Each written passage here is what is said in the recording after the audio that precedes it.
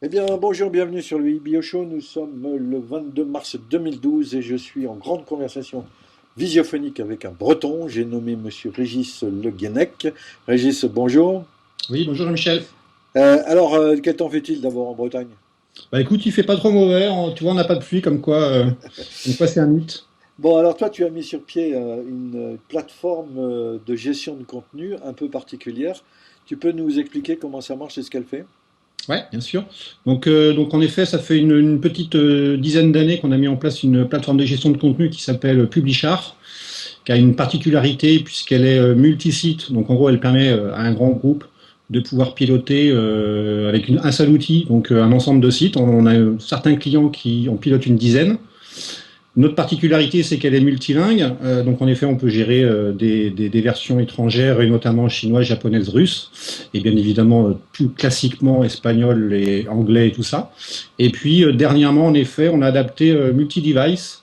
Donc, en gros, elle permet de piloter des sites à la fois pour ordinateur de bureau, mais également des sites pour smartphone et dernièrement, des sites pour Smart TV. Donc, en gros, elle permet d'organiser des contenus et de bien les ranger pour pouvoir les distribuer après sur différents appareils. D'accord. Et les tablettes aussi, alors? Alors les tablettes également, en effet, avec une optimisation notamment pour tout ce qui est tactile, puisqu'en effet, sur une tablette au moins, la différence importante, c'est qu'en effet, on la manipule avec les doigts. D'accord. Alors moi, je suis une entreprise, j'ai plusieurs filiales un peu partout dans le monde. Euh, je viens te voir. Qu'est-ce que tu me proposes et combien ça coûte? Alors nous, on propose un package, en effet, donc la partie back-office, donc avec l'outil d'administration dont on vient de parler, et puis également donc la partie front-office, donc visible par l'internaute, sur lesquels on va travailler plus sur les aspects graphiques, communication, marketing, design et en effet tout ce qui va bien pour un site internet. En gros, c'est ça, le prix moyen, c'est 15 000 euros à peu près pour un site moyen.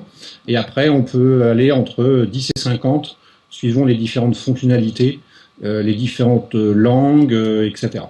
Et donc l'activité de ton activité est surtout franco-française? Alors nous, on travaille en effet beaucoup sur la région Bretagne, hein. Ça fait 15 ans que MBA Multimédia existe. Donc MBA Multimédia, c'est l'entreprise. Mhm. Donc on est bien identifié en effet en Bretagne. On travaille un peu sur le territoire national, Paris bien évidemment, mais également dans le sud et sud-ouest. Et puis un peu à l'étranger, Suisse, Belgique et Guadeloupe. Et en effet, l'idée c'est d'aller au-delà des frontières et de développer à l'international. Ah bon. Et alors les différentes langues, qui c'est qui les gère? Alors, c'est le client, en gros, qui travaille soit en interne, soit avec un traducteur, et qui vient directement intégrer ces traductions dans la plateforme pour pouvoir après D'accord. nous permettre de les distribuer sur les bons sites. Mais il y a des langues où il y a des caractères un peu spéciaux. C'est géré par la plateforme, ça? Tout à fait. Donc, on a fait, notamment pour la marque Catimini, donc marque d'habits pour enfants, il y a quelques temps, donc une version russe, avec toutes les problématiques, en effet, d'encodage de caractères. Donc en effet, dès que c'est un peu complexe comme ça nous intéresse. Il y a une petite quinzaine d'années, on avait fait une version chinoise et russe. Mhm. Donc il y a 15 ans sur Internet, l'encodage de ce type de caractères, c'était pas forcément d'une simplicité. Évident. Ouais. Et alors comment vous commercialisez votre affaire? Alors nous, on a beaucoup de contacts par Google. Donc c'est aussi pour ça qu'on rayonne un peu au-delà de Rennes. Pratiquement les trois quarts de nos affaires en ce moment entrantes arrivent via Google, hein. Donc ça demande un effort important depuis de nombreuses années sur le référencement naturel. Et aujourd'hui, ça paye relativement bien puisque en période un petit peu, on va dire, de manque d'affaires, d'avoir un allié comme Google, Mhm. c'est plutôt très intéressant, quoi. Et Et est-ce c'est que ce vous... qui permet en effet d'aller au-delà des frontières. Ouais. D'accord. Est-ce que vous utilisez les réseaux sociaux, Twitter, etc.? Alors nous, en effet, de par de notre métier, en effet, nous on a la tête dans le web depuis un certain nombre d'années. Forcément, en effet, on utilise tous les réseaux sociaux. Sur la page Facebook, on a pas mal de monde. On est sur Twitter, Pinterest dernièrement. Oui, on a tout. On est relativement bien armé. Et on est D'accord. également présent dans des galeries internationales, notamment sur la partie web design, Mhm. puisqu'on a une vraie griffe, on a une vraie patte graphique et on est reconnu comme ça à l'international. D'accord. Et alors, est-ce que vous allez intégrer dans la plateforme de nouvelles fonctionnalités? Parce qu'on a intégré de nouvelles fonctionnalités. Alors en Est-ce- effet, dernièrement, on a intégré justement la gestion de formats adaptés au Smart TV, donc notamment en effet des formats Full HD. Avec la sortie de l'iPad, en effet, le nouvel iPad, j'allais dire l'iPad 3, mais on va plutôt parler du nouvel iPad, avec écran Retina, on a besoin de gérer des formats d'image de plus en plus HD. Donc là, on va sûrement aussi adapter la plateforme. Et puis en effet, des fonctionnalités. Bah, normalement, la plateforme a déjà pas mal de bonnes choses à l'intérieur. Donc normalement, elle va pas évoluer énormément. On va juste adapter au marché et puis à l'internet, quoi. Est-ce que la plateforme intègre aussi du e-commerce? Alors, dans la plateforme, on n'a pas de module pur e-commerce pour pouvoir gérer, on va dire, la partie pure paiement. Par contre, la partie e-catalogue, oui, c'est-à-dire qu'en effet, on est capable de gérer des catalogues multilingues de façon autonome et éventuellement même de venir se plugger sur des systèmes d'information, puisque souvent, quand on attaque ce genre de solution, il ne s'agit pas de recréer l'ensemble du catalogue dans notre plateforme. Donc là, on l'a fait avec un cahier il n'y a pas très longtemps, un professionnel, donc en B2B, avec plusieurs milliers de produits synchronisés toutes les nuits, avec une remontée des commandes dans son AS400, dans son système, pareil, synchronisé automatiquement. Donc ça, c'est du lourd. Ah, d'accord. Et alors, est-ce que vous avez des visées internationales?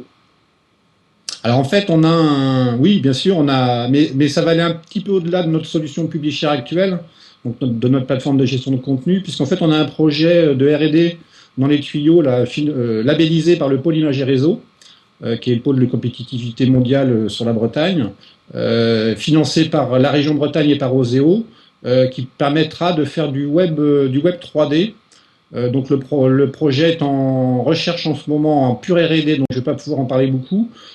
Comme partenaire, on a l'INRIA et puis un laboratoire d'ergonomie qui s'appelle Loustic, qui fait partie de l'université à Rennes, et qui va permettre en gros de mettre de la 3D dans le web.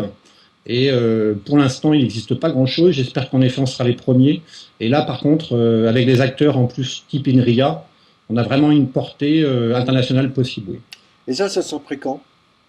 Alors ça, en gros, on est à peu près à la moitié du programme de recherche, puisqu'on vient de faire une réunion en début de semaine à mi-parcours, avec les acteurs, partenaires et financeurs. Donc en gros, c'est un programme de 2 ans. Mhm. Donc normalement, d'ici un an, on devrait pouvoir commencer à sortir des choses sur le marché. Oui.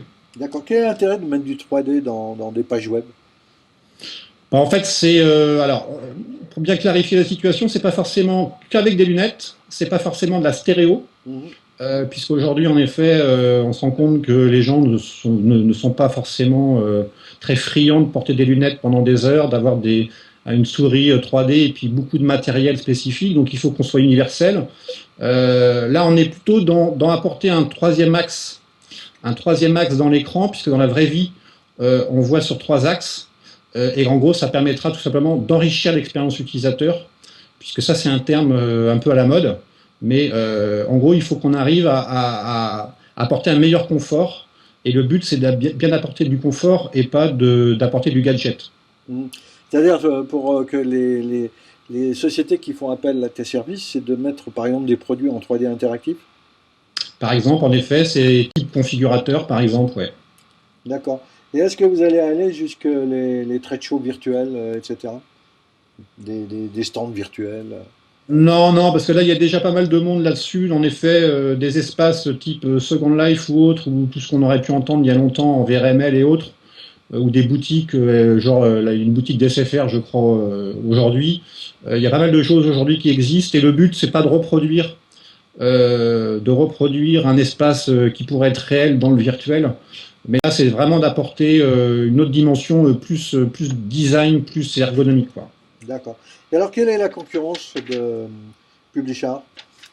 Alors, on a 2 types de concurrence. On a l'open source avec des solutions en boîte type Joomla, Drupal, Easy Publish. En gros, je crois qu'on en recense à peu près 2 à 300 sur l'Internet. Donc là, on est vraiment avec l'idée de l'open source, la communauté qui gère ces solutions-là.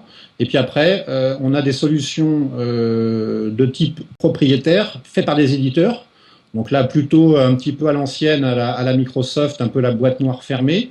Et puis nous, on va être un peu entre les deux avec d'autres, c'est-à-dire un éditeur, mais qui utilise un langage dit open source, puisqu'on est, nous, sur du PHP MySQL, des choses qui sont connues par tout le monde, par tous, et puis accessibles, puisque c'est pas compilé. Donc en gros, on est vraiment sur quelque chose d'ouvert, quoi. Alors, il paraît que le cloud computing arrive. Est-ce que vous allez faire des choses là-dedans ou est-ce que vos clients demandent de mettre tout ça en cloud?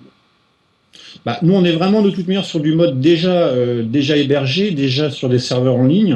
À la limite, peu importe où ils se trouvent, puisqu'en effet, on peut très bien avoir l'outil d'administration sur un serveur et puis un des sites pilotés par la plateforme qui se trouve à l'autre bout de la planète. À la limite, je dirais peu importe l'outil. Donc oui, à la limite, le cloud, on y est déjà presque. Ah, d'accord. Mais est-ce que vous y allez complètement? Bah, pas plus que ça, puisqu'entre guillemets, déjà, on y est déjà beaucoup. Ah, C'est-à-dire que d'accord. pour moi, on est déjà sur du mode hébergé, ouais. Bon. Et alors en Bretagne, comment ça se passe l'Internet? Bah, écoute, ça bouge pas mal. On a pas mal d'acteurs, notamment en effet sur Rennes, Rennes, Lannion, Brest. Il y a beaucoup d'événements. En effet, avec le pôle image et réseau est quand même un acteur important dans la place.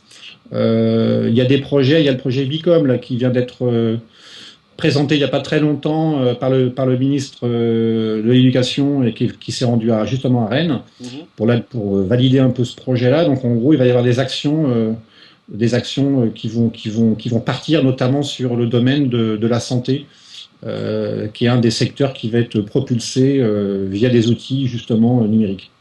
Et qui c'est qui va faire ça? Alors, il y a beaucoup de PME, il y a beaucoup de grands comptes en Bretagne. En effet, on a des acteurs historiques comme Orange et puis des grosses SS2I qui sont dans la place. Il y a pas mal de PME aussi avec des startups qui ont des bonnes idées. Donc là, on est vraiment avec des grandes universités. Donc là, on est vraiment dans des projets collaboratifs. Donc en gros, c'est des petits, des très très gros, des universitaires, des gens qui ont des idées. Et puis on mélange tout ça et puis on essaye de sortir des projets innovants qui rayonnent. Enfin. Ok, Régis, merci pour cet éclairage. Est-ce qu'on a oublié quelque chose sur ton activité? Vous êtes combien là aujourd'hui? Alors nous, on est entre 10 et 15 personnes. Entre 10 et 15 personnes, ça dépend un petit peu des moments. Composé en gros de deux pôles, un pôle plutôt artistique avec des créatifs et puis un pôle plutôt technologique. On a vraiment une double compétence, c'est ce qui fait notre force depuis le début, mélanger en gros des graphistes, des designers avec des ingénieurs, c'est pas forcément chose facile. D'accord. Bon, très bien, bravo. Et ça bouge en Bretagne, hein. D'abord, ça bouge un peu partout en France. Ouais, Avec je pense, ouais. le 2.0, c'est même assez impressionnant. Ok. Merci beaucoup et puis bon courage pour la suite.